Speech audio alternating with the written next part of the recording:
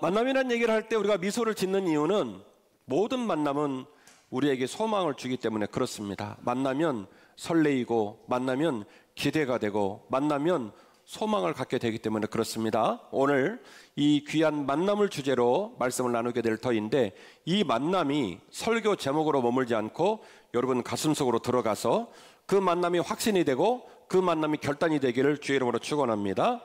첫 번째 함께 나누실 말씀은 어떤 만남은 우리 인생에 생명을 준다라는 거예요. 목사님 생각에는 인생을 어떻게 정의하시겠습니까?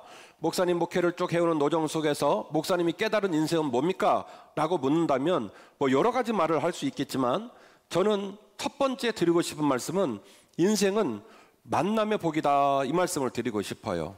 인생은 만남이다. 인생을 한마디로 정의하면 만남이다, 이렇게 말씀을 드리고 싶습니다. 잘 먹고 잘 배우고 잘 크고 돈이 있으면 인간이 행복하고 나름대로의 삶의 보람을 느낄 것처럼 보이지만, 제가 50여 년의 인생을 살아오면서 목회를 한 25년 정도 해오면서 깨닫게 되는 것은, 우리가 수고하고 애쓰고 몸부림치는 것보다도 만남이 훨씬 더 중요하더라는 거예요. 여러분, 만남은 얼마나 우리에게 중요하냐면, 우리에게 너무너무 중요한 만남, 복되고 좋은 만남이 있으면요, 그 만남이 우리 인생에 엄청난 변화를 가져옵니다. 그리고 뿐만이 아니라 그 만남이 평생토록 영향을 줘요. 이 이야기를 거꾸로 말씀을 드리면, 까딱 잘못 만나면 그 잘못 만난 만남으로 말미암아 인생이 굴곡진 어려움을 경험하게 되고, 또 그 데미지도 평생의 인생 속에서 영향을 주더란 말이죠. 그래서 만남은 매우 중요합니다. 제가 생각하는 가장 완벽한 인생은 그래서 만남의 복에서 시작되고 만남의 복에서 끝이 난다, 이렇게 말씀을 드리고 싶어요. 그렇다고 해서 제가 좀 비겁하냐? 안 그래요. 열심히 살아요. 그런데 아무리 열심히 살아본들, 제가 목회를 하면 할수록 느끼는 건 뭐냐면, 우리가 수고하고 애쓰는 것보다 더 중요한 게 뭐냐면 뭐라고요? 만남이더라는 거예요.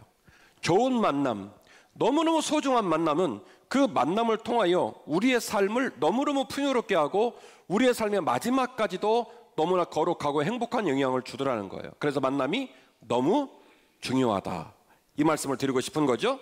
만남이라는 것, 그 인생의 목회 도정에 저에게는 너무너무 소중한 가치로 다가왔습니다. 정리를 해드린다면 이러네요.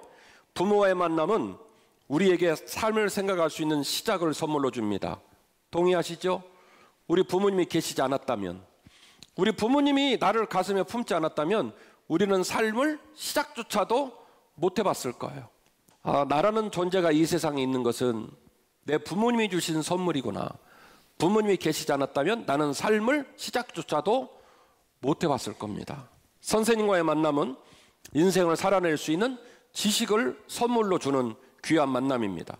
배우자의 만남은 인생의 노정이 험하고 어려울진데 그 험하고 어려운 인생을 동행할 수 있는 사랑을 선물로 받는 귀한 만남입니다. 마지막으로 좋은 친구와의 만남은 모진 인생의 길을 걸으며 그 인생이 모질어서 울면서 걸어야 할 때가 많은데, 그 인생의 길을 울면서 걸으면서도 그 인생의 길을 잘 끝까지 견딜 수 있는 우정을 선물로 주는 만남이 좋은 친구와의 만남이라 말씀드릴 수가 있습니다. 자, 예수님은 여러분에게 어떤 분이신가요? 제가 여러분에게 예수님 어떤 분입니까? 라고 묻는다면 오늘 찬양을 잘해주신 할렐루야 찬양단은 구주이십니다. 챔버는 스승님이십니다. 우리는 그분의 제자입니다. 신앙생활 오래 한 분들은 아마도 주님에 관하여 여러 가지 얘기를 할 수 있을 것 같아요. 오늘 여기에 이제 이렇게 스티커를 붙이고 오신 분들은 여러분 혹시 예수님 아세요? 라고 여쭤보시면 어딘가 들은 적은 있으니까 예수님은 사랑이십니다, 이렇게 말씀할 수도 있을 거예요. 그래요. 예수님에 관하여 구주십니다, 선생님이십니다, 또 사랑이십니다, 여러 가지 얘기를 할 수 있겠습니다만은, 제가 오늘 여러분에게 소개하고 싶은 예수님과 우리의 만남을, 예수님과 우리의 만남의 지위, 예수님과 우리의 만남의 강도, 그 만남의 강도를 설명함에 있어서 제가 오늘 여러분에게 소개하고 싶은 단어는 친구라는 단어입니다. 예수님은 우리의 친구 되신 줄로 믿습니다. 요한복음 15장 13절 말씀인데요, 사람이 친구를 위하여 자기 목숨을 버리면 이보다 더 큰 사랑이 없다. 주님이 이렇게 말씀하셨어요. 사람이 친구를 위하여 자기 목숨을 버리면 이보다 더 큰 사랑이 없다. 이 문장이 이해되시나요? 이해 안 될 거예요. 뭐 한다고 친구를 위해 죽는데? 웬 오바야. 이럴 수 있죠. 그리고 내가 너희를 친구로 부른다. 너희는 나의 친구다라는 말, 그렇게 우리에게 썩 감격스럽지 않아요. 왜요? 현대를 살아가는 우리에게 친구라는 단어는 무지하게 흔한 단어입니다. 웬만하면 친구 틉니다. 웬만하면 카카오톡으로 연결되고 페이스북에 연결되어 있으면 그 사람 내 친구라고 소개합니다. 그래서 친구란 말이 되게 흔하지요. 자, 예수님 시대로 돌아가 볼까요? 예수님 시절은요, 이른바 하이라케라고 하는 인간이요, 품질이 쫙 이렇게 높낮이로 돼 있어요. 맨 위에 로마의 시저가 있고, 그 다음에 이스라엘을 통치하고 있는 로마 군인들이 있고요, 그 밑에는 유대의 지도자들이 있습니다. 뭐 대제사장, 율법사, 바리새인, 지도자들이 있고, 또 민족을 배신하는 서기관들은 돈에 미쳐가지고 민족들 다 버리고 지들끼리 친하게 지냅니다. 서기관과 죄인들이 또 층을 이루고 있고, 그 밑에 양민들이 있고, 양민들 밑에 누가 있냐면 종이 있어요. 종과 양민의 비율은 3분지 1 대 3분지 2입니다. 제가 일전에 사도 바울의 서신서를 강의할 때도 말씀을 드렸지만, 각 지역의 종의 비율은 주인 비율의 3분지 2. 그러니까 주인 되는 양민들이 30%면 종들은 60% 정도 되는 거예요. 그렇게 종들이 많아요. 종들은 사람이 아닙니다. 종들은 주인이 필요하다면 팔 수도 있었고, 심지어 종이 주인을 배신하면 죽일 수도 있었습니다. 종은 사람도 아니에요. 그래서 예수님이 활동하실 시절에 친구라는 단어는 몹시도 생경한 단어이고, 그 단어의 용처가 되게 한정적입니다. 아무나한테 친구란 말을 쓰지 않습니다. 친구, 지금 현대인들처럼 흔히 쓰는 말이 아닙니다. 따라서 우리는 요한복음 15장 13절 말씀을 읽으면서 친구라는 단어가 딱 우리에게 다가왔을 때 뭐래? 뭐 이렇게 다가오지만, 주님이 그 단어를 쓰셨던 것은 굉장히 호흡을 깊이 들여마시고 어렵게 하신 말씀이에요. 현대 눈으로 읽는 친구라는 단어가 아닙니다. 흔히 쓸 수 있는 단어가 아닙니다. 친구라는 단어가 몹시도 한정적으로 사용되고 있을 때였다라는 거죠. 사람이 친구를 위하여 자기 목숨을 버리면 이보다 더 큰 사랑이 없다. 주님 말씀하십니다. 내가 너희를 종으로 여기지 않고 이방인으로 여기지 않고 내 친구로 여길게. 그리고 그 친구를 위해 줄 수 있는 친구를 향한 사랑의 강도를 어떻게 설명하냐면, 내가 필요하다면 너희들을 위해 죽을게. 그렇게 얘기하는 거예요. 여러분, 여쭤볼게요. 친구를 위해 돌아가실 수 있습니까? 아마도 다른 분들도 마음은 똑같을 거예요. 웬 오바래, 친구를 위해 죽게. 제가 어렸을 때, 우리 교인들은 잘 아시지만 초등학교도 가기 전에 칠보 운암발전소 그 파란 불이 내려가는 그 강 위에 쉬를 하다가, 나무라지 마세요, 미취학 아동이니까, 그 다리 위에서 쉬를 하다가 친구가 툭 쳐가지고 그 밑으로 떨어져가지고 바닥에 머리를 부딪혀서 이마가 다 터지고, 그리고 그냥 익사 상태로 떠내려 내려가는 그 와중에 아들이 떠내려 내려간다는 얘기를 들은 아버지께서 맨발로 논을 가로질러 와서 그 강에 뛰어들어서 저를 구하셨어요. 그 구하는 과정에 깨진 유리병을 밟으셔가지고 바닥에 신경과 혈관이 다 터져가지고 제가 아니라 아버지가 돌아가실 뻔했죠. 근데 아버지는 말합디다. 나 너 죽었으면 못 산다. 피 아니라 피 할아버지가 나와도 너 살렸으니까 됐지. 나 너 죽었으면 못 산다. 그게 누구의 마음이에요? 그게 바로 아버지의 마음이에요. 친구를 위해 죽는다? 무슨 말도 안 되는 소리를 하십니까? 말 안 되죠. 근데 예수님은 왜 그런 말씀을 하셨을까? 사람이 친구를 위해 목숨을 버리는 것보다 더 큰 사랑이 또 있는 줄 아느냐? 그 말은 무슨 얘기입니까? 예고방송한 거예요. 내가 너를 위해 뭐 하겠다? 죽겠다. 이 얘기를 하신 거예요. 필요하다면 내가 너를 위해 내 목숨을 내놓겠다라고 얘기를 하신 거예요. 자식이 아님에도 불구하고, 딸이 아님에도 불구하고 주님을 몰라보고 때로는 주님을 핍박한 자들에게 말씀하시기를, 네 마음 상태와 네 태도와 상관없이 필요하다면 내가 너를 위해 내 목숨이라도 선물로 주겠다. 15절 말씀, 이제부터 너희를 종이라 하지 아니하노니 종은 주인이 하는 말을 알지 못함이니라. 너희를 친구라 하였노니 내가 아버지께서 들은 것을 다 너희에게 알게 하였음이라. 너희가 나를 택한 것이 아니요 내가 너희를 택하여 세웠나니 이는 너희로 가서 열매를 맺게 하고 또 너희 열매가 항상 있게 하여 내 이름으로 아버지께 무엇을 구하든지 다 받게 하려 함이라. 내가 이것을 너희에게 명함은 너희로 서로 사랑하게 하려 함이라. 아멘. 할렐루야. 저는 어젯밤에 잠을 한 잠도 못 잤어요. 설교만 7번 했어요. 걱정되고 기대되고 두렵고 떨리고 막 그러면서 하룻밤을 지냈어요. 어제 하루 종일 우리 목회자들과 사역자들과 여러 번 만날 준비를 하면서 얼마나 긴장을 하고 최선을 다했나 몰라요. 지하 식당복까지 다 씌워가지고 르네상스 호텔처럼 해놨어요. 오시는 분들 행복하게 모시고 싶다, 그 마음 한 마음으로 여러분 만나는 마지막 순간까지 떨리는 모습으로 준비했어요. 내가 너희에게 이 사실을 말하는 이유는 뭔지 아니? 내가 너희를 사랑하고 사랑하는 너희들을 위하여 목숨을 준다고 말을 했던 것처럼 너희들도 나를 닮아서 서로 사랑하게 하려고 그 일을 한 거야. 할렐루야. 우리들의 몸부림과 우리들의 손내밈과 우리의 수고와 애씀이 여러분에게 얼마나 감동을 줄지는 모르겠습니다만, 그러나 한빛교회 담임 목사로 애타게 증거하는 예수님의 마음이 이 시간 여러분에게 전달되기를 간절히 바랄 뿐입니다. 주님 말씀하십니다.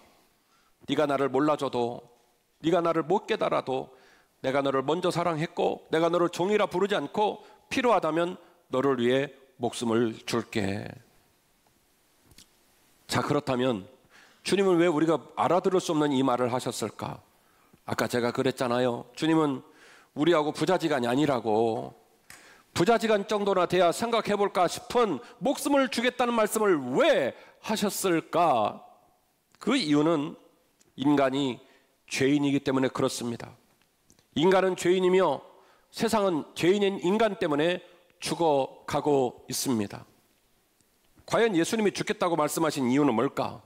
인간이 죄인이고 그 죄로 말미암아 주어진 죄의 대가, 죄의 결과 때문입니다.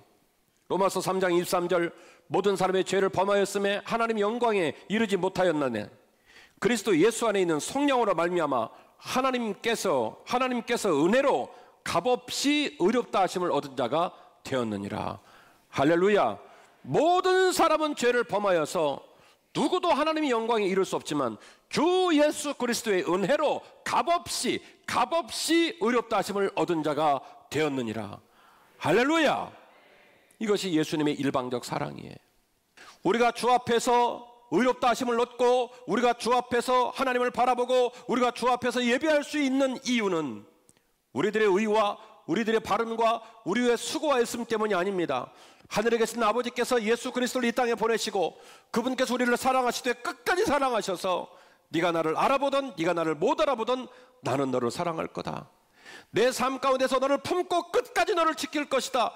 주 예수 그리스도 말씀하신 영원한 사랑의 고백입니다. 네가 나를 몰라줘도, 네가 내 사랑을 다 못 깨달아도 나는 너를 품고 끝까지 너를 섬길 거야. 그래서 예수 그리스도의 은혜로 우리는 값없다, 의롭다 하심을 받게 된 것입니다. 로마서 5장 12절 말씀입니다.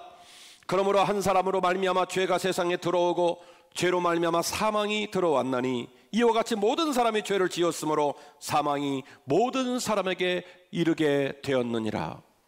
할렐루야. 기억하십시오. 인간은 죄인이며 모든 만남은 죽음을 향하고 있습니다. 가만히 두면 여러분도 죽고요, 여러분 배우자도 죽고요, 여러분 자식도 죽고요. 이런 말씀드려 죄송해요. 여러분 만나는 모든 사람이 죽고 맙니다. 왜냐하면 인간이 죄인이기 때문에 그렇습니다. 인간은 문명을 자랑하며 하늘도 죽였고 땅도 죽였고 바다도 죽였고 그리고 끝내 인간의 손으로 인간을 죽이고 있는 중입니다. 문명을 자랑하고 과학을 자랑하고 통신을 자랑하고 비행기를 띄워서 화성까지 인간이 우주선을 보내는 이 역사의 복판에 인간은 죽음을 향해 달려갈 뿐이에요.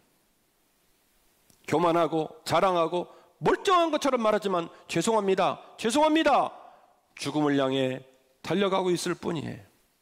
세월호를 통하여 우리 가슴 속에는 생떼 같은 아이들이 다 죽었습니다. 이태원 참사를 통하여 평생 동안 부모의 눈물로 자란 젊은이들이 그렇게 죽어나갔습니다. 전쟁이 난 것도 아니고 천재지변이 일어난 것도 아닌데 지금도 많은 아이들이 죽어가고 있습니다. 한쪽은 남는 곡식들을 태평양에 버리고 전 세계 인류의 23%는 굶어 죽고 있습니다. 그게 인류예요. 인간은 죄인입니다. 아무리 국가를 세우고 법체계를 만들고 문화를 만들고 문명을 자랑한다 한들 인간이 죄인이라는 사실은 피할 길이 없는 진실입니다. 여러분 부부가 살면서 왜 힘드십니까? 여러분 부모와 자녀가 왜 힘이 듭니까? 직장 생활에 왜 힘이 듭니까? 남자와 여자가 서로를 너무너무 사랑하고 돌봐주면 좋으련만 어쩌다가 남자와 여자는 서로 경쟁하고 싸우고 미워하는 사이가 되고 말았습니까?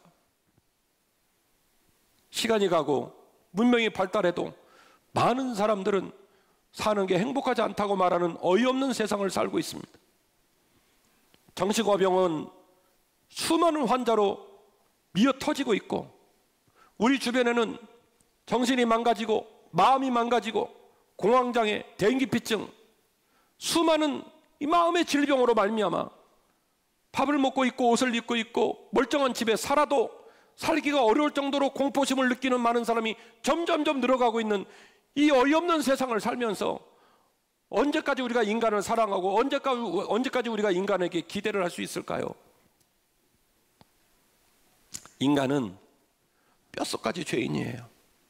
우리 스스로는 절대로 생명의 길을 걸을 수가 없습니다. 오직 주 예수 그리스도가 생명의 길이신 줄로 믿습니다. 오직 예수님께 구원의 길이 있는 줄로 믿습니다. 요한복음 3장 16절 하나님의 세상을 이처럼 사랑하사 독생자를 주셨으니 이는 그를 믿는 자마다 멸망하지 않고 영생을 얻게 하려 하심이라.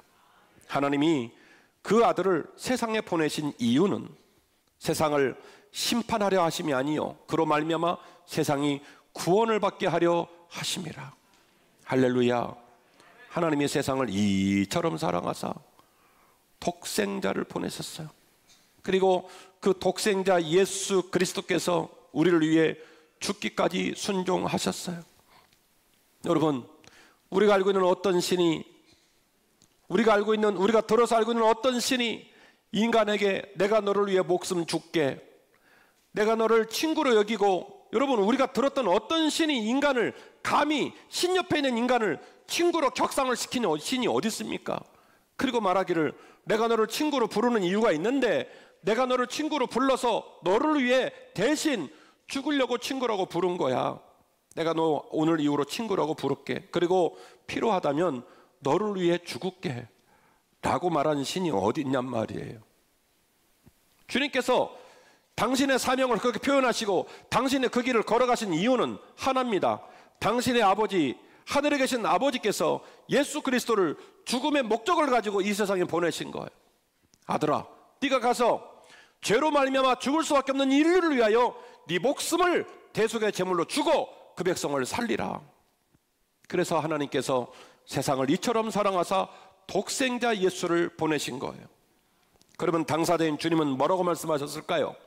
요한복음 14장 6절 말씀인데요, 예수께서 말씀하셨습니다. 내가 곧 길이요 진리요 생명이니 나로 말미암지 않고는 아버지께로 올 자가 없느니라.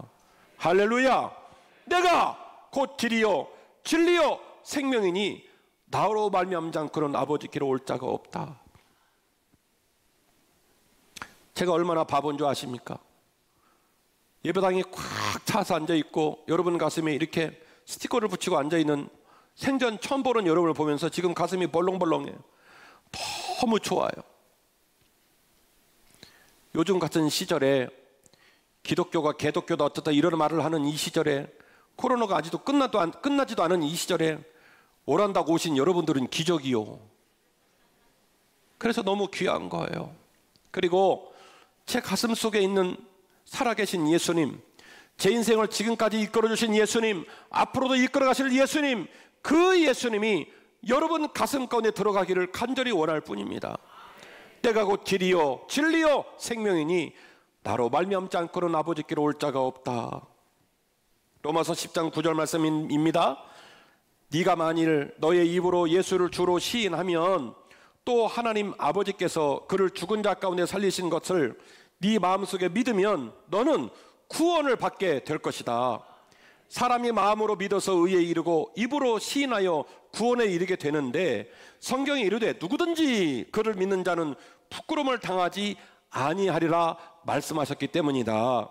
유대인이나 헬라인이나 차별이 없음이라 한무지신 주께서 모든 사람의 주가 되사 그를 부르는 모든 사람을 부유하게 하시는도다. 누구든지 주의 이름을 부르는 자는 구원을 받으리라. 할렐루야. 누구든지 주의 이름을 부르는 자는 구원을 받으리라. 할렐루야.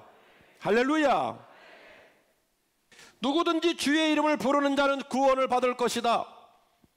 우리의 마음 가운데 신락 같은 믿음이 생기고 기대가 생기고, 저 얼굴이 큰 목사가 지금 긴장해서 막 저렇게 설교를 애타게 하는데 저분 가슴 속에 있는 예수님이 어떤 모습일까?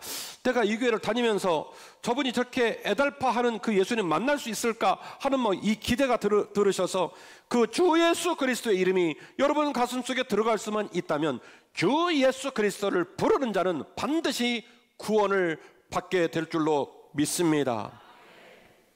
주님께 우리의 마음을 맡기고 주님께서 우리의 남은 삶을 이끌어 가실 때 우리는 생명의 길을 걷게 될 줄로 믿습니다.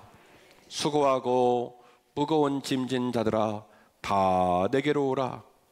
내가 너희를 쉬게 하리라. 나는 마음이 온유하고 겸손하니 나의 멍에를 메고 내게 배우라. 그리하면 너희 마음이 쉼을 얻으리니 이는 내 멍에는 쉽고 내 짐은 가볍기 때문이다. 할렐루야. 사랑하는 딸아, 사랑하는 아들아, 왜 벌판에서 너 혼자 짐을 지고 난리를 치고 있니? 수고하고 무거운 짐진 자들아 다 내게로 오거라.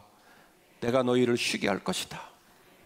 어떤 목사님은 예수 믿으면 병 안 걸리고, 예수 믿으면 아이들이 스카이 가고, 예수 믿으면 직장이 잘 되고, 예수 믿으면 사업장이 대박 나고, 그렇게 설교하는 분이 계시는데 저는 그건 가짜 복음이라고 생각해요.